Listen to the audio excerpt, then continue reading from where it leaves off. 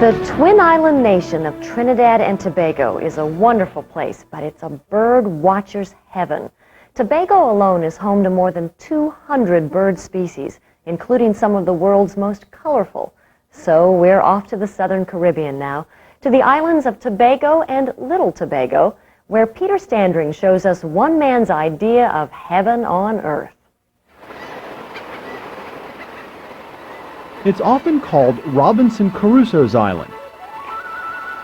But today, even though thousands of tourists leave their footprints in the sand, Tobago remains largely unspoiled, home to some of the region's most spectacular and colorful creatures.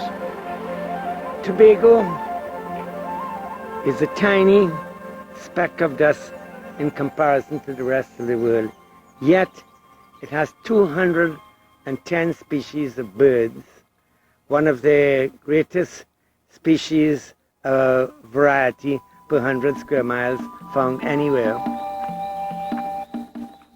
David Rooks is a naturalist who's been in tune with the island's wildlife for decades. When he's not leading visitors through the island's rainforest, he loves to venture out on his own to meet and talk things over with his feathered friends. For me, it is like an extension of my life. Here my soul lives. I come here and I feel at one with the plants and the animals. I know them, I love them. Spotting his beloved birds and listening to their calls has become second nature for Rooks. That bird we're looking at is a blue-crowned motmot, the king of the woods. If the motmot is the king, then he certainly has a vast number of worthy subjects. Almost everywhere you turn, the abundance of birds in these tropical forests is astounding. In fact, some of the most magnificent seabirds in the Caribbean dwell in this area on Little Tobago Island. As soon as I leave the shore and start to head towards the Little Tobago, I'm looking at it. And already I'm trying to make my eyes act as a telescope to see what is out there today.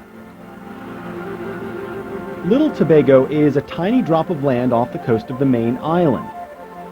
No one lives here. The seabirds rule the roost, all nesting and resting in the island's thick vegetation.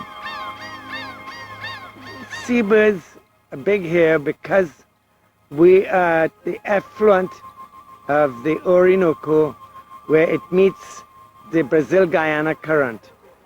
And so the waters around us are very nutrient-rich, which means a high fish population. Seabirds come here to feed and breed. To Rooks, this is a Caribbean Garden of Eden, where the beauty and wonder of nature is perpetually on display. Here's a laughing gull. Look at how he bends his wings to control the upward flow of the air and give him neutral buoyancy. Isn't that incredible? And over here, coming towards us, is a red-billed tropic bird, one of the most exquisitely beautiful birds. These birds are found in both the Atlantic and Pacific, but not in great numbers. Apart from Little Tobago, the other main breeding area is in the Galapagos Islands. But to Rooks, this area is better because it's more accessible. Here is the baby of a red-billed tropic bird. You'll notice that since he hasn't fledged from the nest yet, his beak is still grey-white. When he comes out of the nest and matures, his beak will gradually turn bright traffic light red. But even the smaller, less colorful earthbound creatures catch Rooks' attention. Coming out.